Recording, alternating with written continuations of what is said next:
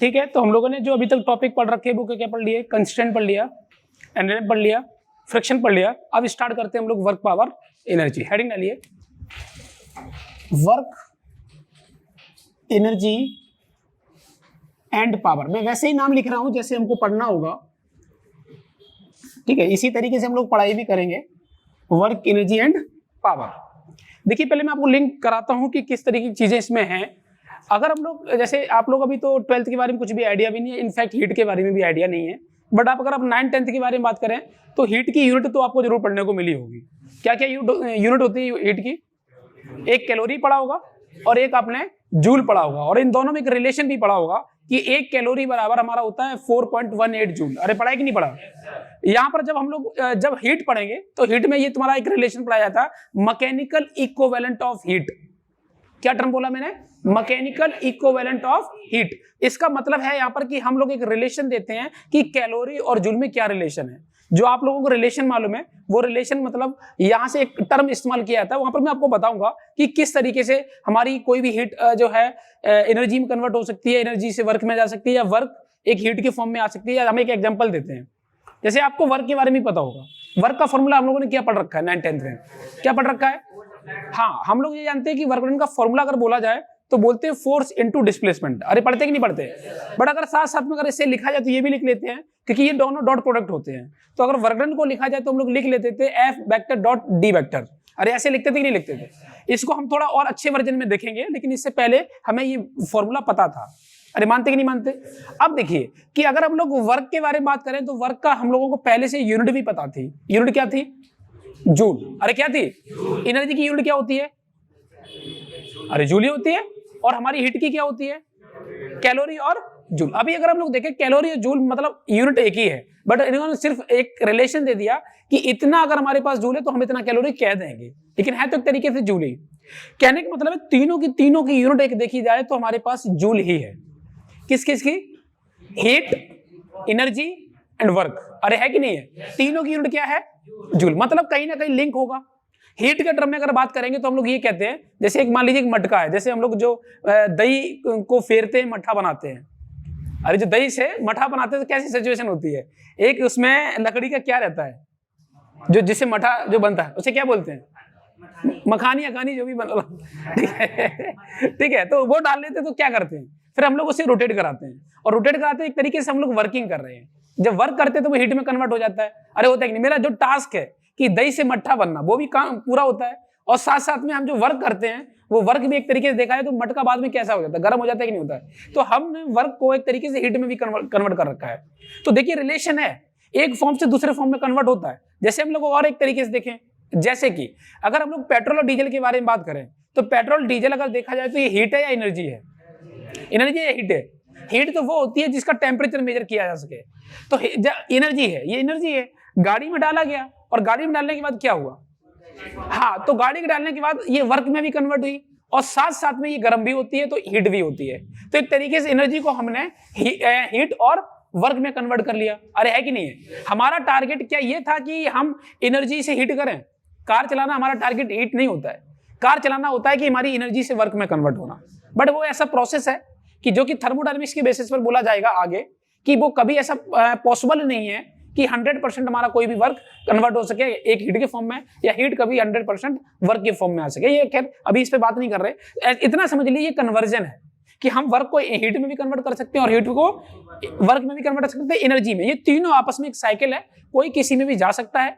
इसके लिए ये हो सकता है कि जितनी तुमने एनर्जी दी उतनी वर्क में ना जाए, या जितनी तुमने वर्क किया उतना हीट में ना जाए, वो बात अलग है। बट ये है कि फॉर्म एक दूसरे में चलता रहता है। कुछ लॉसेस हो सकते हैं, लेकिन ये एक ही रोटेशन है एक तरीके का। बात क्लियर है? तो वर्क हम लोग किसको डिफाइन करते हैं? वर्क का मतलब क्या है? जैसे हम अगर फॉर्मूला बेस पे बताएं, सबसे पहले देखिए वर्क के बारे में हम क्लियर करते हैं। देखिए सबसे पहले वर्क क्या है? वर्क को अगर बोला जाए तो हमारे पास वर्क की क्या क्या वैल्यूज हो सकती है? बताइए वर्क कैसी क्वांटिटी है? पहले ये बताओ कैसी क्वांटिटी है? हम लोग पहले से जानते हैं कैसी क्वांटिटी है ये? स्केलर। अगर स्केलर है तो क्या निगेटिव हो सकता है? हो सकता है भाई। वर्क डन तीनों हो सकता है, निगेटिव भी हो सकता है, पॉजिटिव भी हो सकता है और जीरो भी हो सकता है। खैर अभी के लिए मैं क्या कर रहा हूं, अभी ऐसे समझिए ये एक स्केलर क्वांटिटी है, ये कैसी यूनिट है? स्केलर। और इसकी यूनिट के बारे में बात करें तो आप बोल सकते हो जूल, लेकिन जूल एसआई यूनिट है। कैसी यूनिट है? एसआई। अगर हम लोग तीसरी बात करें, इसकी यूनिट लिखना है तो अर्ज होती है सीजीएस यूनिट में। किस में होती है? सीजीएस यूनिट में। अब एक रिलेशन है इन दोनों में कि अगर हम लोग 1 जूल को 1 अर्ज में लिखें तो कितना होता है? तो होता है 10 की पावर 7 अर्ज। अरे सर ये कैसे आ गया? देखिए मैं आपको बताता हूं। 1 जूल जो है, जूल यूनिट होती है हमारी एसआई में, बट एमकेएस यूनिट क्या होगी? आप बताओ, वर्क डन का फॉर्मूला क्या होता है? Force into displacement. तो उसके बेसिस पर अगर हम लोग देखें, उसके बेसिस पर क्या होगा, जो आपका पहले बोर्ड वाला फॉर्मूला है वर्क डन, हम पहले उसको देखते हैं। जो 9th 10th में आपने पढ़ा है वो हमने ये पढ़ा था कि फोर्स इनटू डिस्प्लेसमेंट। अरे पढ़ा था कि नहीं पढ़ा था? अगर मैं इसके बेसिस पर अगर यूनिट निकालें तो फोर्स की यूनिट क्या होती है? न्यूटन। और इसकी क्या बन जाएगी? मीटर। तो जो न्यूटन मीटर होती है ना, वास्तविकता में इसे हम लोग एमकेएस यूनिट बोलते हैं। कैसी यूनिट बोलते हैं? एमकेएस। वो बात अलग है कि एमकेएस और एसआई यूनिट में बहुत ज्यादा डिफरेंस नहीं होता है, बट डिफरेंस होता है। मैं आपको बताऊंगा जब यूनिट डायमेंशन आपको पढ़ाएंगे, ठीक है? तो थोड़ा सा अंतर है, लेकिन कुल मिला के लगभग चीजें सेम ही है। तो हमारा एमकेएस और एसी को हम लोग इक्वल कर देते हैं। अगर इसको इक्वल करें तो हम लोग क्या लिख देंगे? यहां से देखिए, यहां से ये पता चला कि 1 जूल बराबर हमारे पास 1 न्यूटन मीटर होता है। अरे होता है कि नहीं होता? तो अब अगर हम लोग 1 न्यूटन को अगर हम लोग सीजीएस यूनिट में लिखें तो 1 न्यूटन बराबर कितना था? 10 की पावर 5 डाइन। अरे था कि नहीं था? और साथ में हमारे पास 1 मीटर को सेंटीमीटर में कन्वर्ट करोगे तो क्या लिखोगे? क्या 100 सेंटीमीटर लिखोगे? आप देखिए कितना बन गया, ये 10 की पावर 7 बन गया, और ये डाइन, और यहां पर सेंटीमीटर। ये पूरी की पूरी वैल्यू कहलाती है हमारी अर्ज। अरे बात समझ आ रही है? तो हमारे पास ये रिलेशन है, इसको याद रखना होगा। जो नीट में और जेईई मेन में डायरेक्ट ये कभी पूछा भी जा सकता है कि बताइए इन दोनों में रिलेशन क्या है, तो ये रिलेशन है, ठीक है? अब यहां से देखिए, तो हमारे पास अर्ज को देखा जाए तो अर्ज क्या है? तो पता चला कि 1 अर्ज को हम लोग 1 डाइन सेंटीमीटर लिख सकते कि नहीं लिख सकते? जैसे हम लोग 1 जूल को क्या लिख सकते हैं? 1 जूल को हम लोग लिख सकते हैं, कहां गया ये? 1 जूल को हम लोग लिख सकते हैं 1 न्यूटन मीटर। वैसे ही 1 अर्ज को क्या लिख सकते हैं? 1 डाइन सेंटीमीटर। और ये हमारे पास पूरा का पूरा देखा जाए सीजीएस सिस्टम में है, ये पूरा का पूरा किस में? एसआई यूनिट में कह सकते हो। इन दोनों का रिलेशन क्या है? मतलब एसआई और सीजीएस में अगर रिलेशन देखा जाए यूनिट में, तो रिलेशन ही है। कितने लोगों को बात क्लियर हुई है? ठीक है। अब इस फॉर्मूले के बारे में बात करते हैं कि ये फॉर्मूला वास्तविकता में रियल में क्या है। ठीक है, नोट करो पहले, छोटी छोटी चीजों को ध्यान रखना। ठीक है, आगे बढ़े। चलिए देखिए, ये छोटी छोटी चीजें हैं, ये छोटी छोटी चीजें भी हमारा एक अच्छा लेवल का कॉन्सेप्ट बनाने में बहुत ज्यादा योगदान देती हैं। इसलिए हर एक छोटी बात को भी आपको याद रखना होगा अगर बहुत अच्छे लेवल पर चीजों को सीखना है तो। देखिए, अब हम बात करते हैं कि हमारे पास जो वर्क डन है, अगर हम एक क्वेश्चन दे रहे हैं और आप लोग जो फॉर्मूला जानते हो उसके बेसिस पर बताना। मैंने क्या बोला, क्वेश्चन क्या है? देखिए, if displacement of the body is 0, then work done must be 0। Option आपको ट्रू और फॉल्स में दिया है, ट्रू और फॉल्स बोलना है। अगर किसी भी बॉडी का अगर वर्क डन अगर 0 है तो क्या वहां पर किसी का डिस्प्लेसमेंट अगर 0 है तो क्या उसका वर्क डन हमारा 0 होगा कि नहीं होगा? सोच के बताओ, सभी लोग बताओ। ऐसा कोई जरूरी नहीं है, मैं आपको दिखाता हूं कैसे। जो आप जानते हो उसका भी एक अपग्रेड वर्जन है, उसकी वास्तविकता में जो हमारे पास फॉर्मूला है वो क्या है वो हम आपको बताते हैं। देखिए, यहां से अगर हम लोग बात करें, ध्यान से सुनना। जैसे हम लोग जो एक्चुअल में जो हमारे सिलेबस में वो ये सिलेबस में है कि जिस बॉडी को हम लोग कंसीडर करते हैं वो बॉडी रिजिड होती है। हम लोग जो कंसीडर करते हैं वो कैसी करते हैं? रिजिड बॉडी है। बट ऐसा कोई जरूरी नहीं कि बॉडी हमारी रिजिड हो। हमारे सिलेबस के अकॉर्डिंग तो ठीक है, लेकिन अगर हम लोग जनरल बात करें, क्योंकि मैंने ये नहीं बोला कि हमारे सिलेबस में, एक जनरल बात अगर हम लोग करें तो उसके बेसिस पर क्या होगा। जैसे मान लो एक रबर है, इरेजर समझो, एक इरेजर रखी है, वहां पर एक मैं फोर्स लगाता हूं, तो बताओ क्या ये ऐसे जाएगी कि नहीं जाएगी?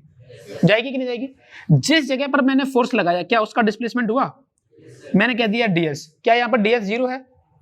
यहाँ पर ds 0, हम कह सकते हैं कि डिस्प्लेसमेंट ऑफ बॉडी वो तो 0 है, but ds is not equal to 0। तो क्या इसका वर्गगुणन 0 है? नहीं है, वर्गगुणन 0 नहीं है। अब अगर हम लोग इसका फॉर्मूला बनाए ना, तो फॉर्मूला एक्चुअल में इसका फॉर्मूला क्या बनता है? वर्गगुणन का जो फॉर्मूला बनेगा वो बनेगा force into displacement of point of application. तुम्हें याद है पॉइंट ऑफ एप्लीकेशन किसे बोलते थे हम लोग? न्यूटन्स लॉ ऑफ मोशन में हम लोग पढ़ चुके हैं।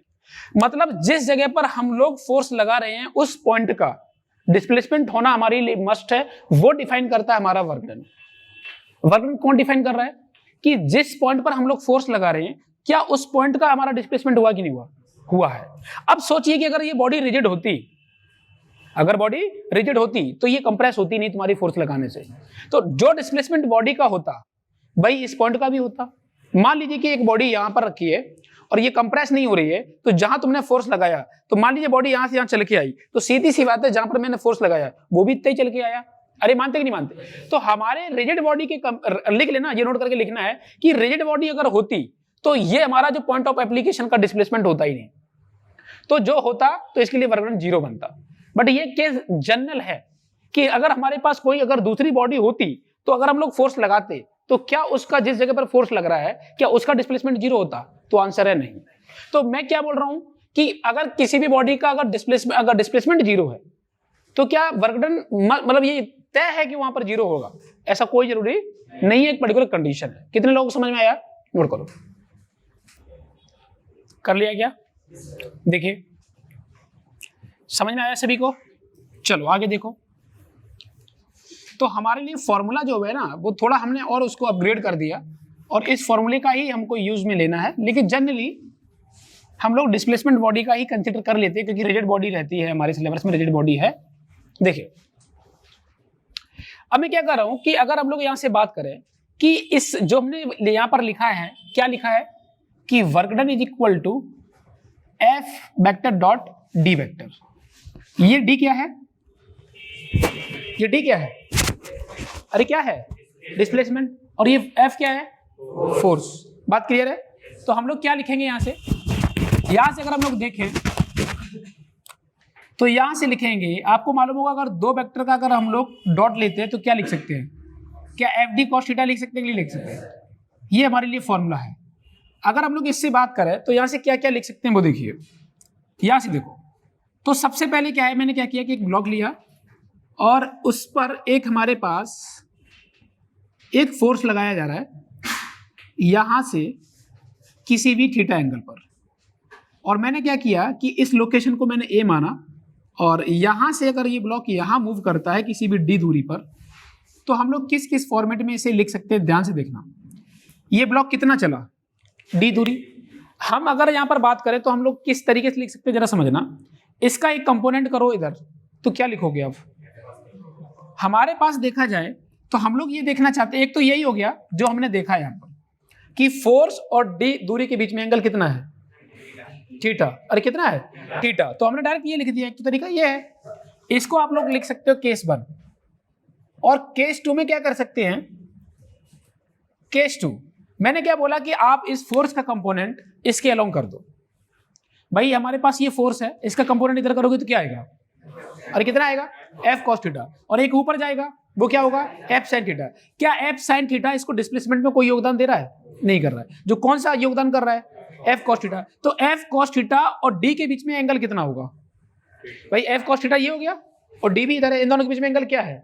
0। तो कॉस 0 की वैल्यू क्या हो जाएगी?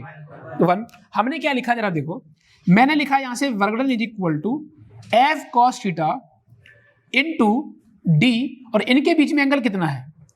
0। और कॉस 0 की वैल्यू क्या होती है? तो क्या फिर से एफ डी कॉस थीटा लिखा? अरे क्या फिर से एफ डी कॉस थीटा आया? हमने यहां से क्या सीखा? हम ये कह सकते हैं कि इसी को अगर हमको वर्गडन फाइंड करना है तो आप जो फोर्स दिया है और जो डिस्प्लेसमेंट है और उनके बीच में जो एंगल दिया आप डायरेक्ट वैल्यू रखो तो भी आंसर आएगा। एक तरीका ये भी है कि फोर्स का कंपोनेंट इसके अलोंग कर दो और जो इसके अलोंग जो फोर्स आएगा और जो डिस्प्लेसमेंट है दोनों का मल्टीप्लाई कर दो तो भी आंसर आ जाएगा। तीसरा केस में क्या कर रहा हूं, तीसरा केस क्या है कि हमारे पास में क्या कर रहा हूं, इसका कंपोनेंट इसके अलोंग कर रहा हूं जिधर फोर्स लग रहा है, तो इसका कंपोनेंट इसके लाइन आ गया तो क्या आएगा, क्या डी कॉस थीटा आएगा। तो एक एफ हो गया, एक डी कॉस थीटा हो गया, और अगर ये इसके अलोंग चला गया तो ये वाला कंपोनेंट और फोर्स का दोनों का डायरेक्शन कैसा हो जाएगा, सेम। तो क्या लिख दोगे यहां पर, एंगल 0 डिग्री। तो यहां से क्या फिर से वही आ गया, अरे फिर से वही आया कि नहीं आया। हम यहां से क्या सीखे, 3 केस समझे। एक, फोर्स और डिस्प्लेसमेंट के बीच में एंगल दिया हो तो डायरेक्ट हम लोग वर्गमूल निकाल सकते हैं जो एंगल दिया हो। दूसरा, फोर्स का कंपोनेंट आप डिस्प्लेसमेंट के अलोंग कर दो या डिस्प्लेसमेंट का कंपोनेंट फोर्स के अलोंग कर दो तो भी आंसर हमारा सही आएगा। कितने लोगों की बात समझ आई है, नोट करो।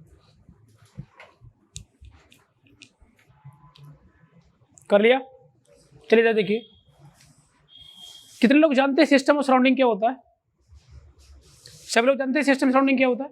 सिस्टम किसको बोलते हैं, जिसके ऊपर हम लोग, हाँ, जिसके ऊपर हम लोग स्टडी करते हैं। जैसे ये ब्लॉक हमारा सिस्टम हो गया और इस ब्लॉक को छोड़ के जो भी होगा वो सराउंडिंग कहलाएगा। अब जैसे मैंने यहां पर समझिए, एक इस तरीके की भी बातें की जा सकती है। देखिए कि मान लो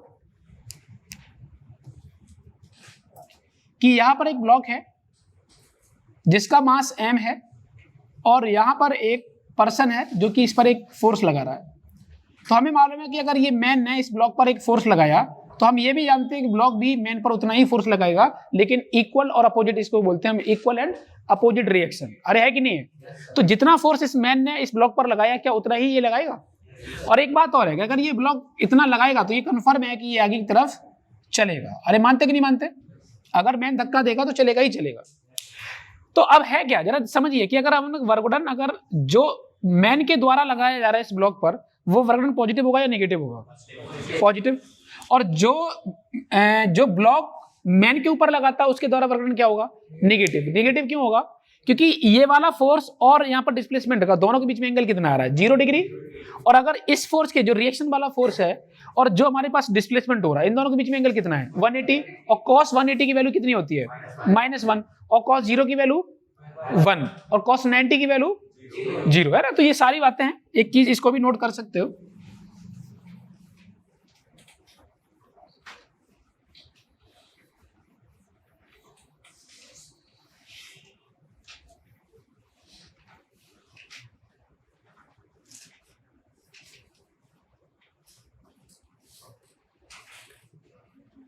चलिए एक दो एग्जांपल और दिखाते हैं आपको।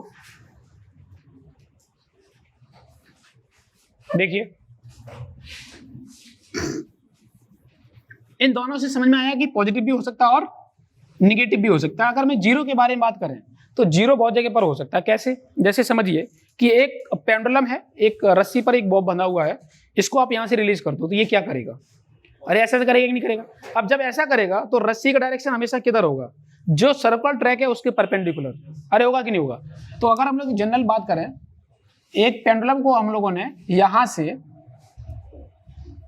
इस तरीके से ऑसिलेट कराया, किसी भी सिचुएशन पर आप ले लो, टेंशन इधर होगा, टेंशन का डायरेक्शन ये है, और जो बॉल चलेगी ना, जैसे मान लो यहां से मैंने रिलीज किया, इस जगह से हम इसे रिलीज कर रहे हैं, ठीक है। तो आप बताइए कि जब यहां होगा तो डायरेक्शन इसकी चलने की किधर होगी, इधर, और इधर, मतलब इस पॉइंट पर इधर होगी। अरे मानते कि नहीं मानते। अब सोचिए इसका डिस्प्लेसमेंट जो होगा किसी भी इंस्टेंट पर वो हमेशा टेंशन से परपेंडिकुलर है कि नहीं है, अरे है कि नहीं है। तो अगर इस तरीके की सिचुएशन पर अगर वर्क डन पूछा जाए टेंशन के द्वारा तो 0 आएगा। क्यों, क्योंकि फोर्स और डिस्प्लेसमेंट हमेशा 90 डिग्री पर होंगे। किसी भी इंस्टेंट पर आप देख लो हमेशा टेंशन इस वर्क डन मतलब जो हमारे पास डिस्प्लेसमेंट है उससे 90 डिग्री पर है कि नहीं है। तो अगर 90 डिग्री पर हो गया तो सीधी सी बात है cos 90 की वैल्यू क्या हो जाती है, 0। तो वर्क डन कितना हो जाएगा। यही अकेला केस नहीं है। अगर हम लोग बात करें, जैसे मान लीजिए कि एक रस्सी को बांध लो और मतलब एक रस्सी है और उस पर एक गेंद बांध लो या एक बॉल बांध लो और उससे ऐसे घुमाओ, आप बताइए यहाँ पर कैसे होगा वर्क डन। अगर हम लोग बात करें एक टेंशन से, सर्कुलर मोशन के द्वारा वर्क डन कितना होगा, टेंशन मतलब जो टेंशन जो लग रहा है रस्सी में, अगर कोई सर्कुलर पाथ कर रही है तो उसके द्वारा वर्क डन कितना होगा, 0।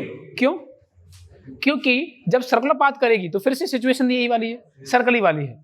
सेम अगर हम लोग रस्सी की जगह पर अगर एक स्प्रिंग ले लेते और स्प्रिंग में भी अगर घुमाएं तो क्या फर्क पड़ता है, स्प्रिंग में स्प्रिंग फोर्स बन जाएगा, वो भी क्या होगा, टेंजेंट के लॉग 0। अरे होगा कि नहीं होगा।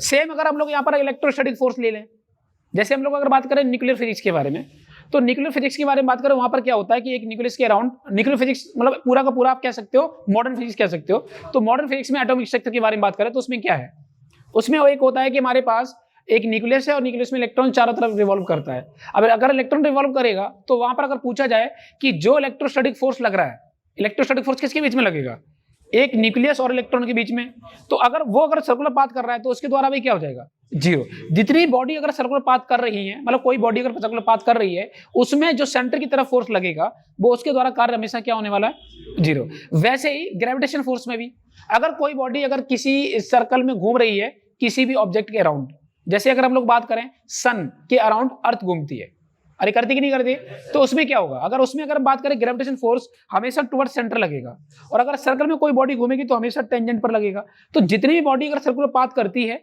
और उन दो बॉडी के बीच में जो भी फोर्स आएगा तो वो सर्कुलर पाथ की वजह से हमेशा वर्गुणन कैसा आने वाला है, 0। हम यहाँ से क्या सीखे, हम ये सीखे कि वर्गुणन हमारा पॉजिटिव भी हो सकता है, वर्गुणन हमारा निगेटिव भी हो सकता है और वर्गुणन हमारा 0 भी हो सकता है, तीनों पॉसिबल है। इस चीज को भी नोट करो।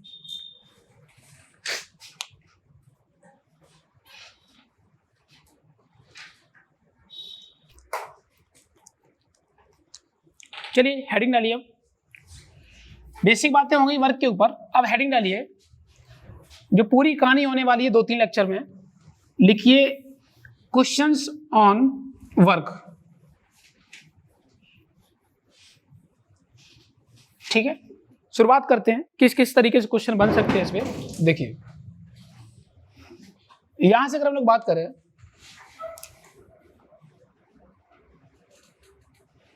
क्वेश्चंस ऑन वर्क, समझिए जैसे पहला सबसे छोटा क्वेश्चन हमारे पास क्या है कि एक सरफेस पर एक ब्लॉक है 10 kg का, इस पर एक फोर्स लगाया जा रहा है 20 न्यूटन का।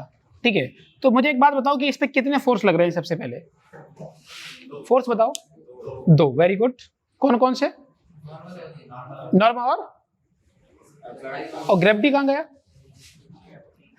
ग्रेविटी भी तो है ना, कितने फोर्स लग रहे हैं। तो हमने क्या किया, हमको निकालना है वर्गुणन तीनों फोर्स के द्वारा, ग्रेविटी, नॉर्मल और अप्लाइड फोर्स। ठीक है, और मैंने किसी भी एक टाइम पर बोल दिया t इक्वल टू, आप मान लो 10 सेकंड पर। 10 सेकंड में नॉर्मल के द्वारा कितना होगा वर्गुणन और ग्रेविटी और अप्लाइड फोर्स के द्वारा। सबसे पहली बात यह है कि फोर्स तो लग रहा है लेकिन सबसे पहले मैं डिस्प्लेसमेंट पता होना चाहिए। अरे है कि नहीं है। अब देखिए बिल्कुल छोटे से हम लोग शुरुआत करते हैं। बिल्कुल पहला क्वेश्चन हमारा बिल्कुल सिंपल है। यहां से देखा जाए तो सबसे पहले हमें एक बात बताओ, क्या इसमें एक्सेलरेशन है, क्या मैंने शुरुआत में कोई वेलोसिटी दी है।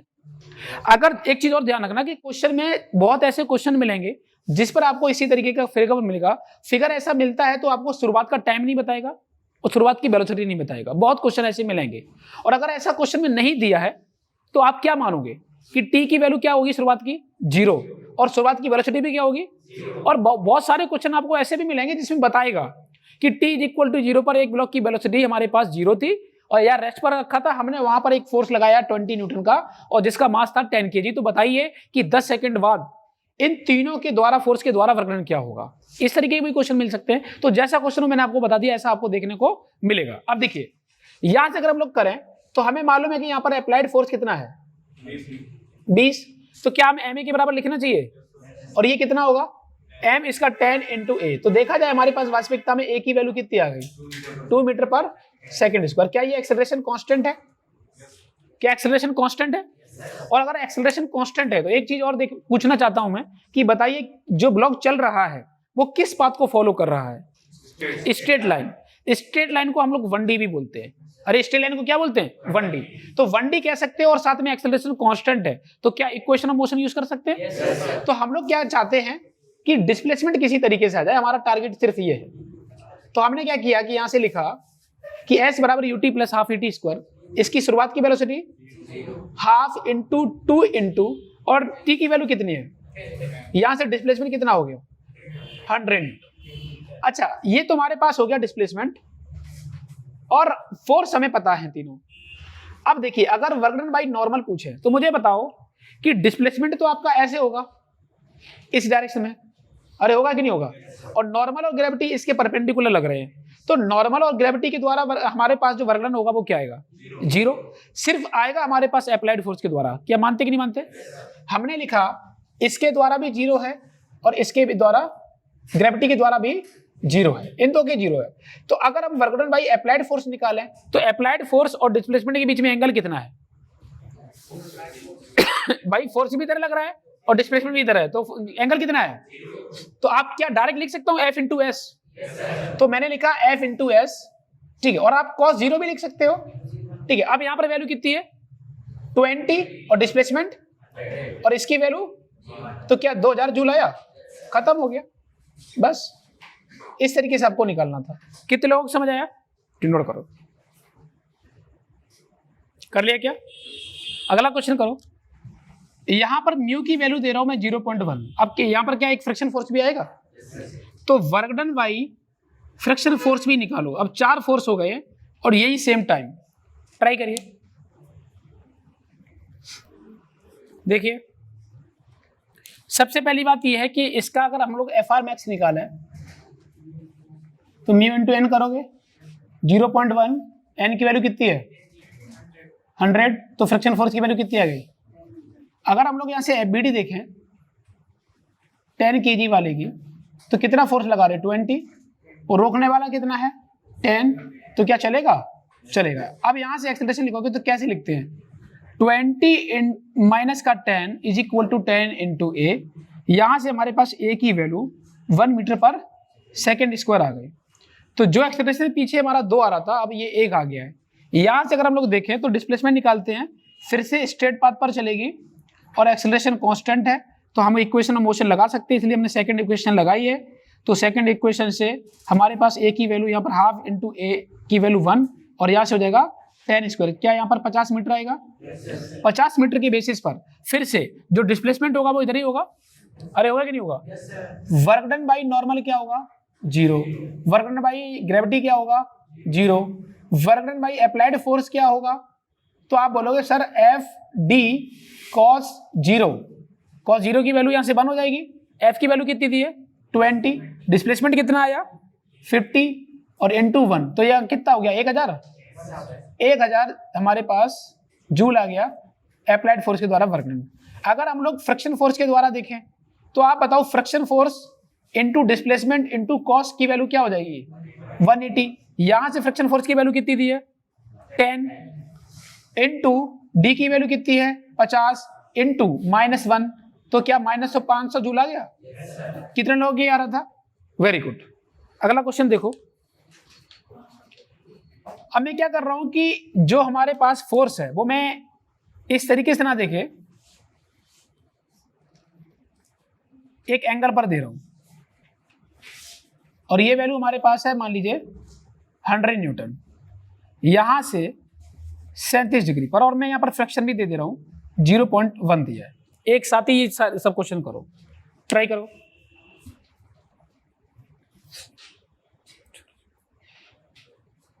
कर लिया क्या? अरे कर लिया क्या? चलिए देखिए यहां से क्या है, अब आपको प्रॉपर तरीके से फोर्स दिखाने पड़ेंगे। ये हमारे पास नॉर्मल है, नीचे की तरफ क्या लगेगा 10G। बोलो भाई, अरे नीचे की तरफ क्या आएगा 10G। अच्छा यहां का कंपोनेंट करो तो आपको मालूम होगा ये 80 है, और ये यहां पर करोगे तो 60 है। अरे मानते कि नहीं मानते? अब यहां पर देखिए सबसे पहले हमें ये तो मालूम है कि हॉरिजॉन्टल का जो फोर्स है वो 80 न्यूटन का है, बट हमारे लिए समस्या किस चीज की मालूम है? यहां पर हमको निकालना है डिस्प्लेसमेंट, और डिस्प्लेसमेंट निकालने से पहले में क्या निकालना है इसका फ्रिक्शन फोर्स। तो friction force, maximum friction force निकालने का तरीका क्या है? FR max is equal to mu into N होता है। अब यहां से म्यू की वैल्यू तो 0.1 ही है, बट नॉर्मल एक्शन की वैल्यू कितनी हो जाएगी बताओ भैया?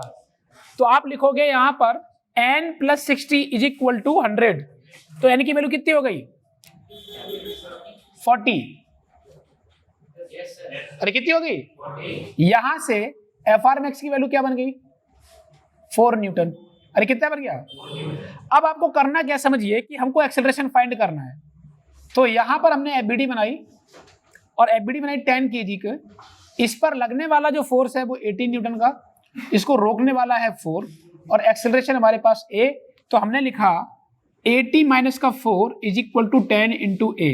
क्या यहाँ से 76 इज इक्वल टू 10 ए, और ए की वैल्यू 7.6 मीटर पर सेकंड स्क्वायर आएगी कि नहीं आएगी? हमारे पास ये एक्सेलरेशन आ गया। इसके बेसिस पर क्या हम लोग डिस्प्लेसमेंट निकाल सकते हैं? एक्सेलरेशन फिर से कांस्टेंट है, स्ट्रेट पाथ है, तो हम लोग क्या करेंगे यहाँ से 0 plus half into 7.6 into 10 square. अरे मानते कि नहीं मानते? ये वैल्यू कितनी हो गई? यहाँ से हो जाएगा 3.8 और वहाँ 100 हो जाएगा, तो कितना डिस्प्लेसमेंट हो गया? कितना हो गया? यहाँ से हो गया S is equal to 380 metre. अब यहाँ से देखो वर्क डन बाई नॉर्मल क्या अभी भी 0 होगा? वर्क डन बाई ग्रेविटी क्या अभी भी 0 होगा? बोलो भाई साहब, क्योंकि डिस्प्लेसमेंट और नॉर्मल और ग्रेविटी के बीच में अभी भी 90 डिग्री है। और अगर हम लोग work done by applied force के बारे में बात करें तो अप्लाइड फोर्स कितना लग रहा है? 80, और हमारे पास डिस्प्लेसमेंट कितना आया? 380। क्या हम लोग इसे लिख सकते हैं? बोलो भैया। सेम अगर हम लोग फ्रिक्शन के द्वारा निकालें तो फ्रिक्शन कितना आया? 4, तो -4 इंटू डिस्प्लेसमेंट कितना है? 380। निगेटिव मैंने क्यों लगा दिया? निगेटिव इसलिए लगा दिया क्योंकि यहाँ दोनों के बीच में एंगल 180 का है। ठीक है, तो हमने ऐसे कर दिया। कितने लोग समझ में आया ये? ठीक है, कितने लोगों ने कर लिया था वैसे ये? वेरी गुड, नोट करो। अरे कर लिया क्या? चलिए देखिए इससे रिलेटेड और क्वेश्चन करते हैं। जैसे एक क्वेश्चन आपको याद होगा फ्रैक्शन में हमने कराया था कि एफ की वो मिनिमम वैल्यू बताओ जिस पर ये ब्लॉक हमारा स्लाइड कर जाए जब हमारा एफ पुलिंग और पुशिंग वाला केस था। याद है तुम्हें? पुलिंग और पुशिंग वाले में कि मिनिमम वो फोर्स बताओ जिससे स्लाइडिंग स्टार्ट हो जाए। तो वो एफ की मिनिमम वैल्यू बताओ किस दो कंडीशन पर? एक बार पुश कर रहा था, एक बार पुल कर रहा था, लेकिन किसी एंगल पर। कितने लोगों को याद है वो केस? सभी को याद है? मैंने क्या बताया था बताइए। अगर हम लोग यहां से बात करें कि हमारे पास एक ब्लॉक का मास m है, यहाँ पर कोएफिशिएंट ऑफ फ्रिक्शन म्यू दिया है, यहाँ पर एक फोर्स लगाया जा रहा है, ये उतना फोर्स है जिससे कि इसकी स्लाइडिंग हो चुकी है, ये चल रहा है। ठीक है, अगर चल रहा है तो मैंने बोला कि यहां से लेके ये यहां पहुंचा, यहां से लेके ये यहां पहुंच चुका है, ऐसी कंडीशन आपको दी गई है। ठीक है, तो इस दूरी को मैं मान ले रहा हूं यहां से लेके डी को। ठीक है, ये एंगल थीटा है। आप बताइए कि अगर इसके लिए क्या हमारे पास मिनिमम कंडीशन थी? बोलो भैया, अरे बोलो भाई, कितना था? म्यू एम जी अपॉन में, बोलो भाई साहब। अरे तुम्हें याद नहीं है? तुम्हें याद नहीं है? निकाल लोगे, very good. Cos theta plus का म्यू साइन थीटा, ये कंडीशन थी इसके लिए। बट अगर मान लो हम लोग इधर से फोर्स लगाते तो क्या होता था? क्या ये वैल्यू हमारे पास ज्यादा फोर्स लगाना पड़ता था स्लाइडिंग के लिए? ठीक है, तो हमने बोला कि इतना फोर्स है जिससे कि ये कंडीशन को ये सेटिस्फाई कर रहा है। अब यहां से कार्य निकाला जा रहा है इस फोर्स के द्वारा जिससे कि यहां से डिस्प्लेस यहां हो जाए। तो आप बताओ इसके लिए कार्य क्या लिखोगे? तो सबसे पहले ये तो फोर्स लिखो आप, और फिर इसका क्या करोगे? ये फोर्स हो गया। अब हम चाहते हैं कि इसका कंपोनेंट इस फोर्स के अलॉन्ग लिख दो आप, तो क्या लिख दोगे? D cos theta. बोलो भाई साहब, तो क्या आंसर आ गया? Mu m g d cos theta upon में कॉस थीटा प्लस का म्यू साइन थीटा। अगर हम लोग ये वर्क डन एफ मिनिमम के लिए निकालते तो, अगर एफ मिनिमम, याद करो कि वो मिनिमम फोर्स की वैल्यू जो पॉसिबल हो सकती है, हम लोग अगर पुल करते हैं तो वो कितना फॉर्मूला आया था याद है? म्यू एम जी अपॉन में अंडर रूट में 1 प्लस म्यू करो। मैंने बोला था कि आईआईटी में क्वेश्चन पूछा जा चुका है। अरे तुम्हें याद है? उस पर्टिकुलर कंडीशन के लिए अगर हम लोग वर्क डन निकालते तो आप बताओ mu m g d cos theta तो ठीक था, बट नीचे क्या अंडर रूट में 1 प्लस म्यू स्क्वायर बन जाता? सभी लोग बताओ। ये हो गया। अगर सेम कंडीशन जैसे मैंने यहाँ पर, अगर फोर्स यहाँ पर कर रहे हैं हम लोग, पुल कर रहे हैं, और अगर हम लोग पुश करते किसी थीटा पर, तो आपको याद होगा नीचे हमारे पास नेगेटिव आ रहा था। अरे याद है ना? उस वाले पे जब हम लोग इसे अगर पुश करते हैं थीटा एंगल पर तो हमारे लिए नेगेटिव आ जाता है। तो यहाँ पर सिर्फ हम लोग अगर एफ जो ये वर्क डन अगर एफ के द्वारा निकालेंगे तो सब कुछ सेम रहेगा, बट यहाँ पर साइन माइनस हो जाएगा। बात क्लियर है? नोट करो। कर लिया क्या? चलो आगे देखो। ये बात तो हो गई है कि हमारे पास एक ब्लॉक है और हॉरिजॉन्टल प्लेन पर रखा है, तो हम लोग इस तरीके से इसका वर्क डन निकाल सकते हैं। मुझे एक बात बताओ कि एक से ज्यादा अगर ब्लॉक होते तो क्या हम लोग उसका वर्क डन नहीं निकाल पाते? तो भी निकाल लेते। कैसे सिचुएशन जरा समझिए। जैसे मैंने क्या किया, हमारे पास एक ब्लॉक यहां है और एक ब्लॉक यहां है। ये 20 kg ले लो आप और ये 10 kg ले लो, ठीक है। अगर मैं यहां से बोलूं कि यहां पर फोर्स लगाया जा रहा है, मान लीजिए सपोज 16 न्यूटन। कितना लगाया जा रहा है? 16 न्यूटन। इसको आप ब्लॉक 1 ले लो, इसको आप ब्लॉक 2 ले लो, इसके बीच को आप कॉन्टैक्ट फोर्स मान लो N डैश, ठीक है। तो मैं क्या बोल रहा हूं यहां से देखिए, एक तो हमारे पास ये है कि वर्क डन बाई, इसे आप F लिखो, वर्क डन बाई F क्या होगा? Work done by N dash क्या होगा? बाकी तो सब जीरो ही होंगे, क्योंकि इसका नॉर्मल रिएक्शन मान लो N1 है और इसका N2 है, नीचे ग्रेविटी। ये तो हम बार बार लिखने की जरूरत नहीं है, कि ये कॉमन सेंस हमारे अंदर आ चुका है कि N1 N2 के द्वारा अगर हम वर्क डन निकालेंगे तो भी जीरो आएगा और ग्रेविटी के द्वारा आएगा तो भी जीरो आएगा। हम हमारे लिए मैटर ये करता है कि N डैश जो है इसके द्वारा कितना आएगा, और वो भी किसके? ऑन ब्लॉक 2, दूसरे वाले ब्लॉक। तो क्या होगा, इसका धक्का इधर लगेगा ना, ठीक है। और अगर इधर देखोगे तो हमारे पास नेट जीरो हो जाएगा भाई, क्योंकि जितना इधर लगेगा उतना ही इधर लगेगा, और जो फोर्स की वैल्यू होगी और डिस्प्लेसमेंट दोनों का बराबर होगा, तो हमारे पास सिचुएशन ये हो जाएगी। तो हमने ये लिखा। हम क्या चाहते हैं यहाँ से, at t equal to 10 second पर बताइए कि इनका कार्य क्या होगा। ट्राई करो, आप लोगों को पहले से मालूम है कि किस तरीके से हमें एक्सेलरेशन निकालना है, किस तरीके से N डैश निकालना है। ट्राई करिए। चलिए इधर देखिए, सबसे पहले क्या करेंगे हम लोग, इसका कॉमन मान के एक्सेलरेशन फाइंड करेंगे। आपको प्रोसीजर पहले से पता है एलएलएम में कैसे करते थे, सभी को याद है ना? हाँ, तो क्या करेंगे, हमने एक सिस्टम माना जिसका मास कितना दिया है 30 और फोर्स कितना लगा रहे, तो क्या मैं 60 इक्वल टू 10 प्लस का 20 इंटू ए लिख सकता हूँ? क्या ए की वैल्यू हमारे पास 2 मीटर पर सेकेंड स्क्वायर आ गई। अच्छा, एक चीज और है कि हमें मालूम है जो फोर्स लगाया जा रहा है उससे दोनों ब्लॉक साथ साथ चलेंगे कि नहीं चलेंगे? साथ साथ चलेंगे। तो हमने क्या किया कि यहां से एच बराबर UT plus half eighty square कर दिया। अब इसके बेसिस पर initial velocity 0, half into 2 into 10 का स्क्वायर, डिस्प्लेसमेंट कितना आ गया 100 मीटर। अरे आया कि नहीं आया? तो अगर मैंने कार हम लोगों को निकालना है तो हम लोग लिखेंगे कि एफ की वैल्यू कितनी है 60 और इंटू यहाँ से 100 करोगे तो क्या 6000 आएगा? 6000 जूल हमारे पास अप्लाइड फोर्स के द्वारा वर्क डन आया। लेकिन साथ साथ ये एन डैश की वजह से भी पूछ रहा है, कॉन्टैक्ट फोर्स की वजह से भी पूछ रहा है। अगर एन डैश हमें निकालना है ब्लॉक 2 पर, तो एन डैश की वैल्यू ब्लॉक 2 पर किधर होगी? इधर। बेसिकली ब्लॉक 2 को चलाने वाला कौन है? ब्लॉक 1 का धक्का जो कि एन डैश है। तो हम लोगों ने क्या लिखा, एफबीडी ऑफ सेकेंड ब्लॉक। वो क्या लिखोगे आप? हमारे पास हो जाएगा यहाँ पर 10 kg और एन डैश ये है, इसकी वजह से इसमें एक्सेलरेशन आया।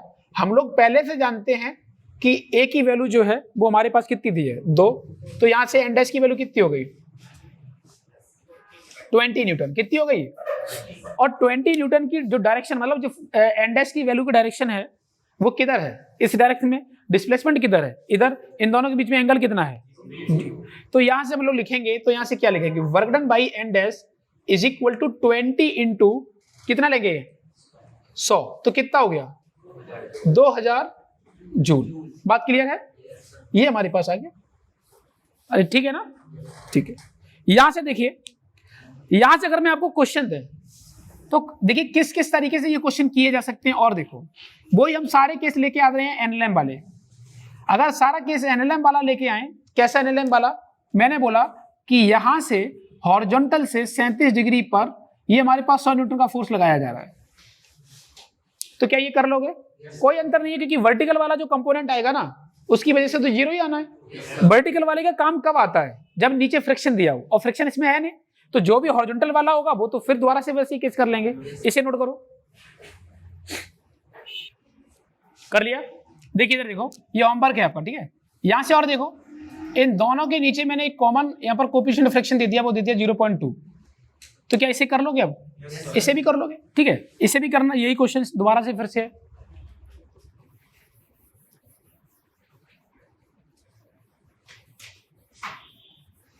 अच्छा, जैसे मैंने ये 2 ब्लॉक रखे हैं, क्या वैसे ही 3 ब्लॉक रखने वाले भी आप कर लोगे कि नहीं कर लोगे? ठीक है, आगे देखते हैं दूसरी वैरायटी। देखो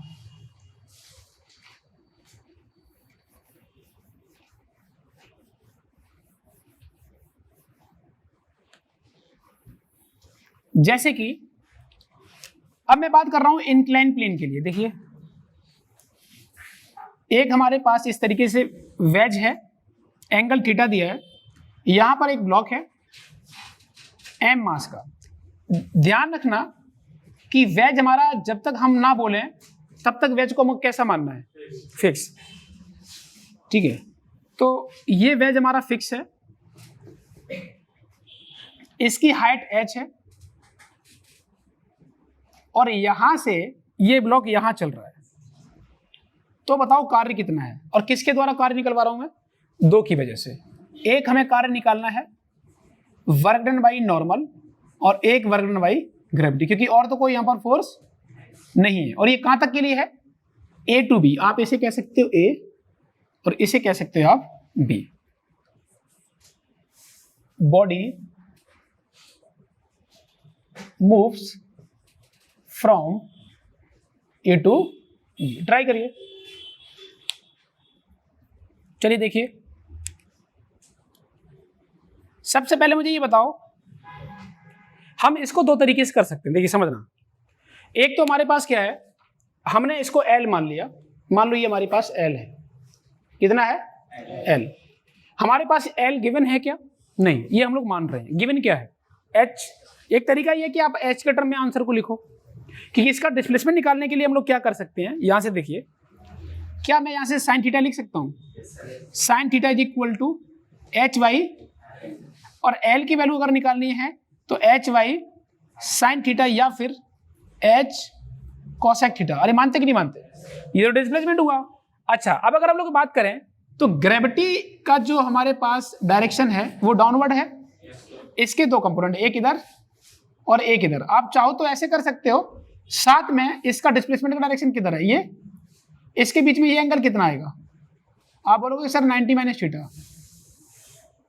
अरे कितना आएगा भाई? क्योंकि ये वाला एंगल थीटा होता है तो ये वाला कितना हो जाएगा? 90 माइनस थीटा। डिस्प्लेसमेंट का डायरेक्शन ये है, ग्रेविटी का जो डायरेक्शन है वो तुम्हारे पास mg इधर है। इसका कंपोनेंट अगर मैं इधर कर दूं तो हमारा काम हो जाएगा कि नहीं हो जाएगा? देखिए हम लोग क्या कर रहे हैं, यहां से देखिए, हमने लिखा वर्क डन बाई ग्रेविटी, वो आएगा हमारे पास mg, और ये दूरी कितनी है यहां से? L, और इसे cos थीटा भी लिख सकते हो, या आप लिखो mg cos, क्योंकि हम लोग mg का कंपोनेंट कर रहे हैं किसके अलोंग? L के अलोंग। अरे कर रहे हैं कि नहीं कर रहे? तो हमारे पास आ गया mg साइन थीटा, और साथ में अगर देखा जाए तो हमारे पास ये कितना है, यहां से लिख सकते हो L की वैल्यू कितनी है? h अपॉन साइन थीटा भी लिख सकते हो। तो हमारे लिए क्या आ गया?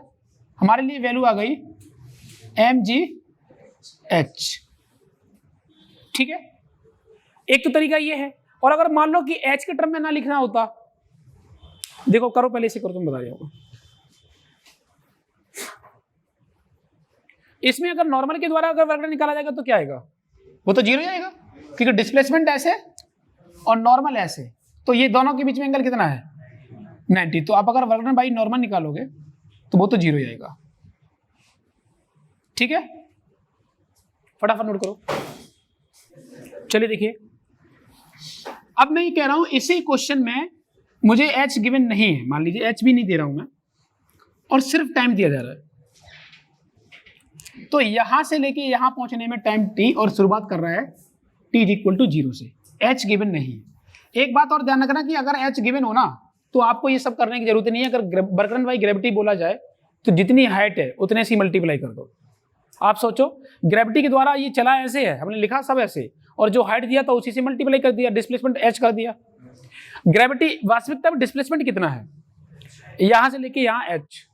तो ये हमारे पास ब्लॉक था, यहां से जो फोर्स है, फोर्स क्या है? mg, वो किधर है? और डिस्प्लेसमेंट किधर हुआ?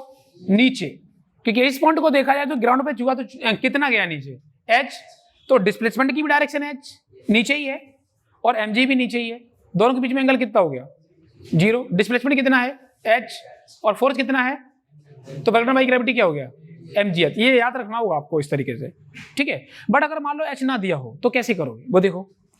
तो अगर नहीं दिया है तो हमें डिस्प्लेसमेंट लिखना है। अच्छा, यहां पर क्या उस ब्लॉक पर कोई भी फ्रिक्शन है क्या, उस ब्लॉक पर कोई फ्रिक्शन है क्या, कोई अप्लाइड फोर्सेस सिवाय ग्रेविटी के नहीं है, कोई भी नहीं है। इस केस के लिए आपको हमने एक्सेलरेशन बताया था न्यूटन्स लॉ मोशन में कि a is equal to g sine theta होता है। अरे होता है कि नहीं होता। यहां से अगर डिस्प्लेसमेंट, अच्छा ये इक्वेशन जो हमारे पास आई है a is equal to g sine theta, ये फोर्स वेरिएबल है या कांस्टेंट है, कांस्टेंट, क्योंकि एंगल भी फिक्स है और g भी फिक्स है, तो हमारे पास एक्सेलरेशन कांस्टेंट आ गया। अच्छा, एक्सेलरेशन कांस्टेंट है तो जिस डायरेक्शन में एक्सेलरेशन है क्या बॉडी उसी डायरेक्शन में चल रही है, तो क्या हम इक्वेशन मोशन लगा सकते हैं। हमने सेकंड इक्वेशन लगा दी, s बराबर ut plus half at square. a की वैल्यू क्या आ गई 0 plus half g sign theta और इनटू t स्क्वायर। तो यहां से क्या बन गया हमारे पास g sine theta into t square upon 2, ये हमारे लिए वैल्यू आ गई l की। अच्छा, डिस्प्लेसमेंट और mg में हमारे पास एंगल कितना आ रहा था जो हमें पीछे से मालूम है, इसका हमने mg का कंपोनेंट कर दिया l के टर्म में, और वो कितना बन गया हमारे पास mg cos 90 माइनस थीटा, और यहां पर क्या हो गया हमारे लिए l। अरे आया कि नहीं आया, इन दोनों के बीच में एंगल कितना है l और mg sin mg cos 90 minus theta के बीच में 0, तो यहां से ये 0 सबकी वैल्यू रखो तो यहां से हो जाएगा mg sin थीटा, l की वैल्यू यहां से हो गई g sin theta into T square upon में 2। अरे होगा कि नहीं होगा, अब ये बस आंसर आ गया यहां से, खत्म। अच्छा, इस केस में अगर नॉर्मल के द्वारा वर्क डन निकालोगे तो क्या आएगा, क्या अभी भी 0 आएगा, अभी भी 0 आएगा। चलो, अगर मैं डेटा दे दें तो डेटा से भी आप कर लेना, ठीक है। मैं तो एक जनरल ऐसी इसी तरीके से दिया मैंने, इसको आप 10 kg ले लेना, ठीक है। एंगल यहाँ पर हमारे पास दिया है 37 डिग्री और टाइम ले लेना आप 10 सेकंड, इसके लिए भी कर लेना, ठीक है। लिख लो, जस्ट वैल्यू लिख लो, आप ट्राई करना जाके।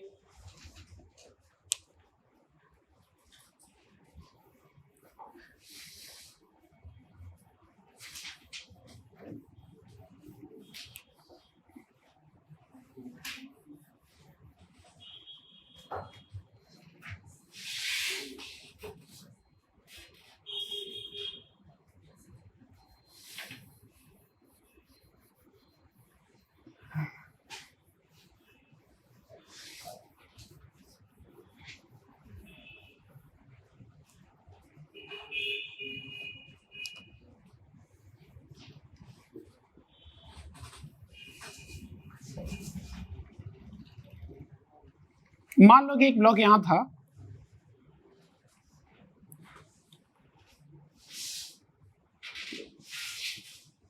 टेन kg, बट एक फोर्स लगाया जा रहा है 37 डिग्री पर 100 न्यूटन का, काफी बड़ा वेज है, काफी बड़ा, ठीक है। इसके लिए ये लेंथ का कोई कुछ नहीं पता, बहुत लंबा है, ठीक है। आप ऐसे समझो बहुत लंबा है। हमको निकालना है work done by normal action gravity और साथ साथ में work done by applied force at t is equal to 10 second, 10 second के लिए निकालना है।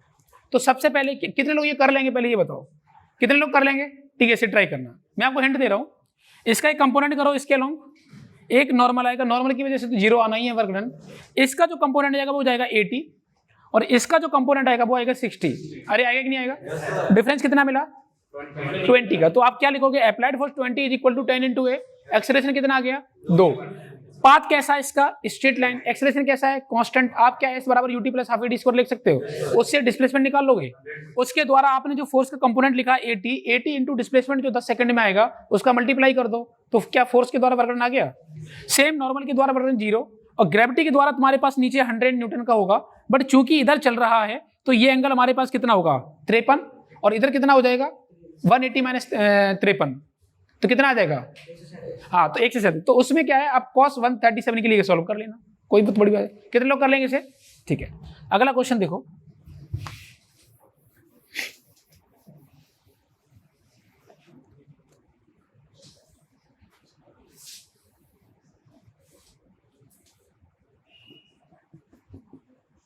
यहां पर मैं क्या कर रहा हूं, फिर से पुराना ही क्वेश्चन ले रहा हूं, लेकिन अब मैंने क्या किया कि मैंने फ्रिक्शन यहां पर ले लिया, यहां पर फ्रिक्शन म्यू दिया है, ठीक है, और ये एंगल हमारे पास थीटा है, करेक्ट, और यहां से इस जगह तक चल रहा है, ठीक है। इसकी लेंथ को आप मान लो, मैं लेंथ छोड़ो, आप एक काम करो, t इक्वल टू 0 मानो, और t इक्वल टू इसे क्या मान लो, t मान लो।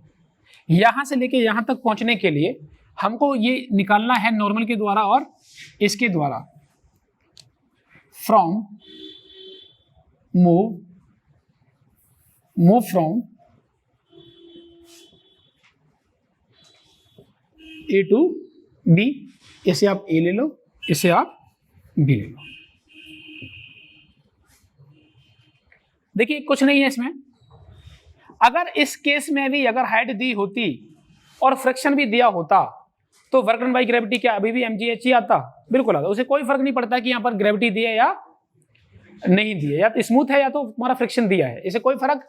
ग्रेविटेशन के द्वारा अगर वर्क डन पूछा जाएगा, हाइट दी जाएगी, तो हमेशा क्या रहने वाला है, mgh। तो यहाँ पर अब उसके टर्म में नहीं लिख रहे हैं, थोड़ा अलग देख रहे हैं, क्योंकि कुछ नहीं दिया है तो कैसे लिखोगे। सबसे पहले इस केस में, क्योंकि अगर ये एक्सेलरेशन अगर भाई नीचे आ रहा है तो एक्सेलरेशन होगा, और ऐसा होगा तो आपको ये भी फॉर्मूला पता होगा फ्रिक्शन में, g sin थीटा माइनस का म्यू जी cos थीटा, तुम्हें याद है ना। इसके बेसिस पर एक्सेलरेशन कांस्टेंट है, बंडी मोशन है, तो हम लोग सेकंड इक्वेशन लगा दिए। इसके बेसिस पर शुरुआत में rest half into g sin theta minus का mu G cos theta into का t स्क्वायर, क्या डिस्प्लेसमेंट ये हो गया। अब डिस्प्लेसमेंट ये हो गया तो आपको मालूम है कि ग्रेविटी इधर एक्ट कर रही है और चलना इसे इधर है, तो ये एंगल कितना हो जाएगा, 90 माइनस थीटा।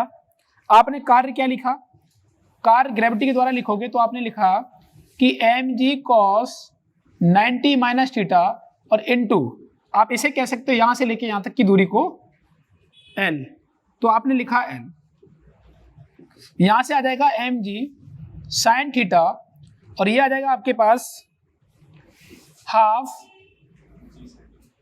g, या एक काम करो g को भी बाहर निकाल लो, तो आ जाएगा हमारे पास हाफ g, ठीक है, और यहां से क्या बन जाएगा साइन थीटा माइनस का mu cos theta into T square. अरे ऐसा होगा कि नहीं, बस ये ग्रेविटी के द्वारा वर्क करना गया। अभी भी नॉर्मल के द्वारा कैसा आएगा, 0, खत्म। कितने लोग समझ आए ये, ठीक है, नोट करो, कर लिया क्या। चलिए देखिए, अब मुझे एक बात बताओ, हम लोग फ्रिक्शन का वो वाला केस लेना चाहते हैं जिसमें एक ब्लॉक था, जैसे मान लीजिए सपोज 10 kg इसका मास दिया है और म्यू की वैल्यू मान लीजिए आप 0.5 दिया है। हमने एक फोर्स लगाया था, पूछा था कि बताइए कि इस एफ की मिनिमम और मैक्सिमम वैल्यू क्या हो सकती है जिससे कि ये ब्लॉक जस्ट स्टेशनरी हो। कितने लोगों को याद है वो हम लोगों ने केस कैसे किया था, सभी को याद है। तो हमने क्या किया था, उस केस में आप एफ की वैल्यू रखते जाओ और स्लाइडिंग कराते जाओ। जैसे एक कंडीशन मान लीजिए, हमने याद है तुम्हें किस तरीके से हम लोगों ने लिखा था, हमने लिखा था कि m g sine theta minus का माइनस का mu m g cos theta, वो वैल्यू मिनिमम थी और मैक्सिमम के लिए थी प्लस में, अरे ठीक नहीं थी, एक रेंज देखी थी। मैं कह रहा हूं उसके बेसिस पर अगर हम उससे छोटी वैल्यू ले लेंगे, मतलब एम जी माइनस का mu m g cos theta से अगर वैल्यू छोटी ले लेंगे तो क्या करेगा, ये नीचे की तरफ स्लाइड कर जाएगा, और अगर उससे ज्यादा लिया तो मतलब इस तरीके से कंडीशन है कि छोटी वैल्यू से भी छोटी देते हैं और बड़ी वैल्यू वाली से भी ज्यादा देते हैं, तो स्लाइडिंग नीचे भी होगी और स्लाइडिंग ऊपर भी होगी। इसी केस में जब फ्रिक्शन ये दिया और ये सारी बातें, एक अप्लाइड फोर्स लगा के बता रहा हूं, इसी के अलोंग एक फोर्स लगाया जाए तो मिनिमम से भी छोटी दे दी जाए वैल्यू और मैक्सिमम से भी बड़ी वैल्यू दे दी जाए, तो क्या इस केस के लिए किसी भी टाइम के लिए क्या हम लोग यहां से वर्क फाइंड कर सकते हैं? अरे कर सकते हैं, नहीं कर सकते? मैं क्वेश्चन दे रहा हूं, करना आप।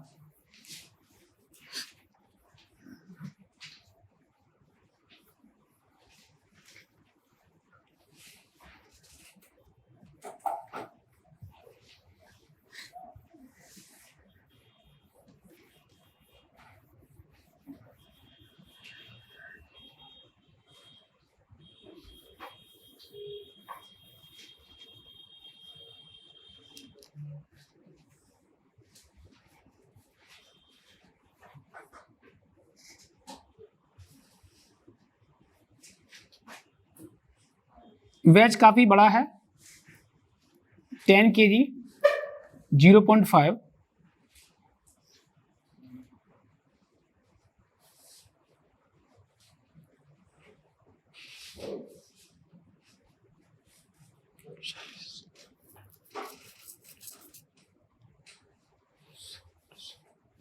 मान लो मैंने लगा दिया 150 न्यूटन का, तो किधर जाएगा? ऊपर, क्योंकि इसकी फ्रिक्शन फोर्स की वैल्यू 40 आएगी। कितनी आएगी? 40, जहां तक मुझे लगता है 40 आएगी, चेक कर लेना। और 60 इसको रोकने वाली होगी। अगर मैं बहुत ज्यादा फोर्स लगाऊंगा तो फ्रिक्शन पीछे नीचे की तरफ ही आ जाएगा, और mg वाला भी कम, mg sin थीटा वाला भी नीचे आ जाएगा। mg sin थीटा वाला 60 और फ्रिक्शन तुम्हारा 40, तो कितना हो गया? 100। उससे ज्यादा ही लगा दिया, चल गया ऊपर। अरे मानते कि नहीं मानते? ये चीज है, इसे नोट करो। इसके बेसिस पर हमको क्या निकालना है? वर्क डन बाई ग्रेविटी, क्योंकि नॉर्मल की वजह से अभी भी 0 ही आएगा। अरे आएगा कि नहीं आएगा? तो हमारे लिए ये हो गया। और यहां से हमारे पास इसके द्वारा भी निकालना है at t is equal to 5 second 10 second ही ले लो, ठीक है। इसके लिए नोट करो। इसे अगर रिवाइज करोगे बेटा, तभी ध्यान रखना, तभी चीजें क्लियर होंगी। अगर आपने रिवाइज नहीं किया तो भाई साहब बिल्कुल सब खत्म हो जाएगा। एनएलएम फ्रिक्शन जिस बंदे ने रिवाइज नहीं किया, ध्यान रखना आपको दिक्कत होगी इसमें पक्का। मैं पहले से बोल रहा हूं, एक एक स्टेप पढ़ के आना, कंस्टेंट, एनएलएम एंड फ्रिक्शन का, सभी चीजें पता होगी तभी आप ये समझ भी पाओगे। बात क्लियर है? देखिए, अगर मैं यहां से बोलूं कि हमारे पास 10 न्यूटन है, तो हमें मालूम है कि वो भी मिनिमम कंडीशन से कम ही है। अब अगर आप देखोगे तो भी ये नीचे की तरफ स्लाइड करेगा। तो हमने एक बार कंडीशन नीचे के लिए ले लिया, एक और ऊपर की तरफ ले लिया। नोट करो,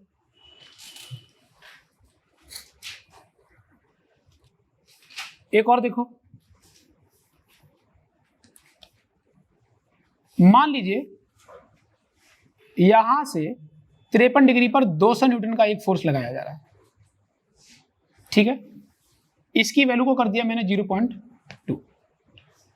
क्या आप लोग ये भी कर लोगे? कोई दिक्कत नहीं। इसका एक हॉरिजॉन्टल कंपोनेंट और वर्टिकल वाला किस में चला गया? फ्रिक्शन में। हॉरिजॉन्टल वाला वो बताएगा चलेगा कि नहीं चलेगा, और मुझे जहां तक लगता है कि चलेगा ये, ठीक है। तो फिर से आप ये कैलकुलेट कर लेना। इसमें नॉर्मल की वजह से तो 0 ही आना है। अरे नॉर्मल की वजह से तो 0 ही आना है, ठीक है। और देखो,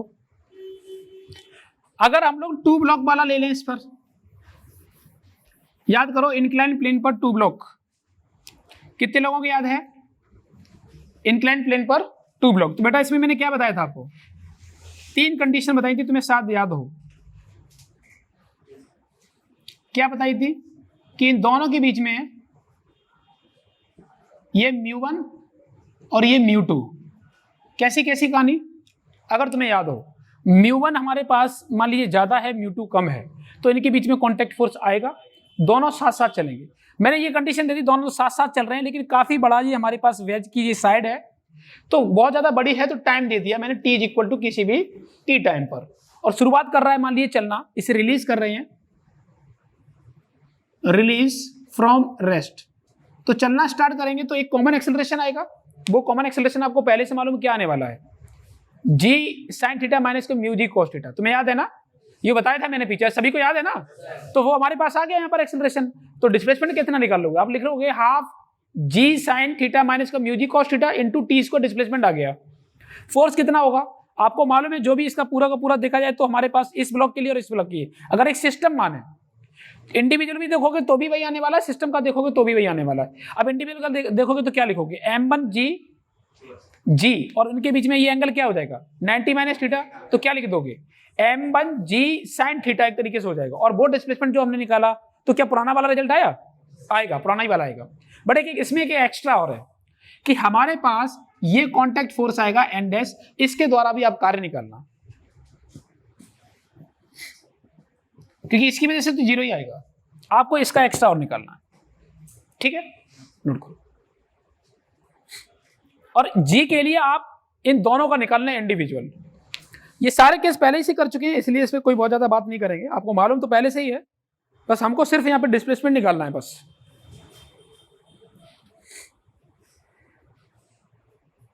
ये मैं किसके लिए बोल रहा हूं, तीनों केस के लिए सॉल्व करना। तीनों केस कौन सा, case number 1 μ1 greater than μ2, case number 2 μ1 is equal to μ2, case number 3 μ1 less than μ2। आपको सारी केसेस पता है, इक्वल करने से ये आ जाता है और ये हमारे पास इस तरीके से आ जाता है। बाकी अगर हम लोग यहां से बात करें तो क्या हो जाएगा, इस केस में हो जाता है g sine theta minus mu g cos theta. इसके लिए क्या होगा, m g sine theta, m1 g sine theta plus m2 g sine theta और माइनस का fr1 माइनस का fr2 अपॉन में हम लोग m करेंगे m1 प्लस m2 तो एक्सेलरेशन आएगा। इसका तो वही आएगा जो हम लोग अभी बोल रहे हैं, और इसका डायरेक्ट आ जाएगा जो हमने क्या बोला था, जी साइन थीटा माइनस का म्यू जी कोस थीटा। और इन दोनों में अलग अलग चलेंगे क्योंकि अब क्या होगा, इसका ज्यादा है इसका कम है, तो ये स्लाइड कर जाएगा पहले और ये बाद में आएगा। ये सारे केस बता चुका हूं कि नहीं बता चुका हूं, हाँ तो ठीक है बस कर लेना।